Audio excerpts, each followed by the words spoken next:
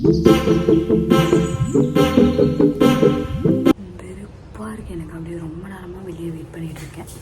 ஐயா ஜாலி, இன்னைக்கு வீக்கெண்டு.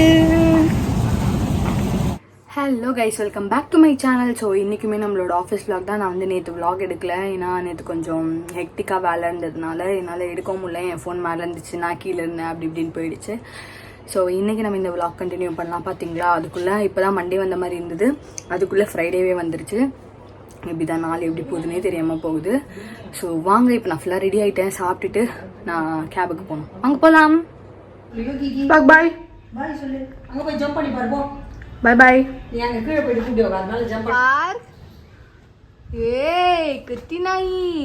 பாய் பாய். டாடா சொல்லு யோகி. பாய். கீழ கூடாது.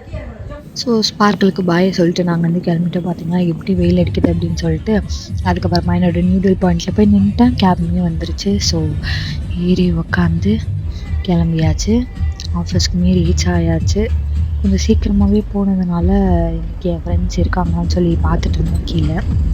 அப்புறம் யாருமே இல்லை அப்படின்னு சொல்லிட்டு சரி உள்ளே போயிடலாம் அப்படின்னு சொல்லிட்டு நான் வந்து கிளம்பிட்டேன். ஏன்னா சீக்கிரமாக லாகின் பண்ணலாம் அப்படின்னு சொல்லி. ஸோ உள்ளே போயாச்சு.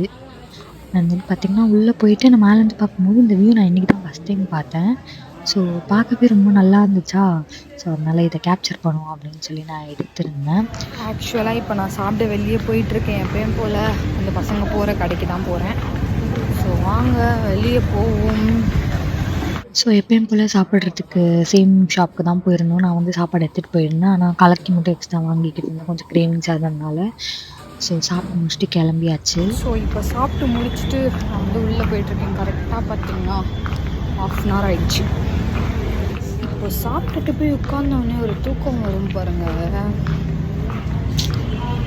சொல்ல வார்த்தையே இல்லை அப்படின்ற மாதிரி இருக்கும். பட் ஆனால் அவ்வளோதான், அதெல்லாம் வழிய ஆரம்பிச்சிடும்.